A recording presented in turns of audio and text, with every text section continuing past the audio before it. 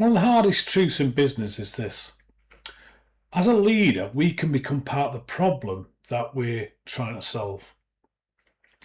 A team member brings you a question. You give them the answer. A deadline's at risk, so you step in and finish the work. A customer's unhappy, so you take over the conversation. A mistake is made, so you correct it yourself because it feels quicker. And in the moment, that can look like good leadership because it means you're being helpful, you're being responsible, you're being reliable, you're protecting the customer and keeping things moving.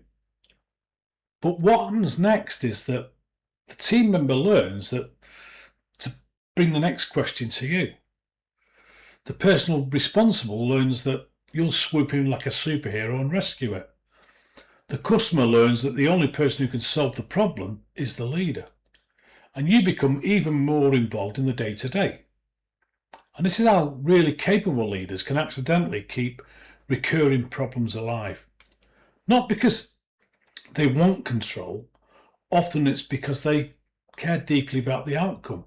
They've got high standards, they don't want to let people down, and they know they can probably solve the issue faster themselves, but faster today can create slower growth tomorrow.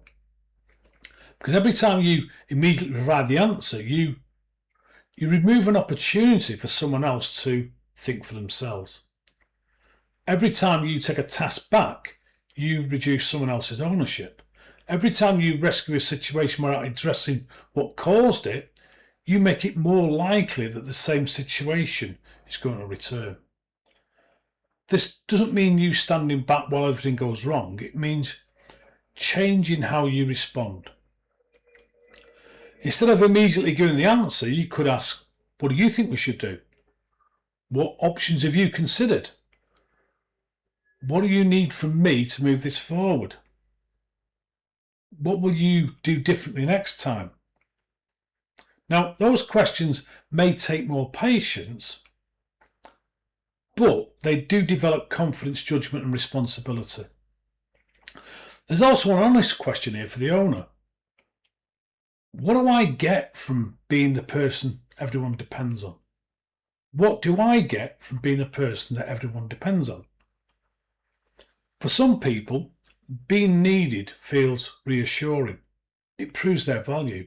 It gives them a sense of control. But if your value in the business depends on being the person who solves every problem, the business can never really become less dependent on you. And here's the thing, your job isn't to become unnecessary, it's to become valuable in different ways. Less rescuer, more leader.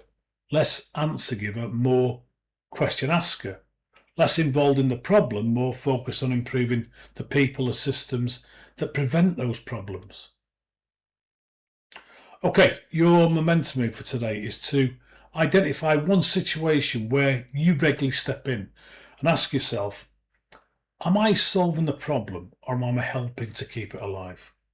Am I solving the problem or am I helping to keep it alive? Decide what you could do differently next time, because sometimes the best way to support your team is not to give them the answer, it's to help them become capable of finding it themselves. Thank you for watching.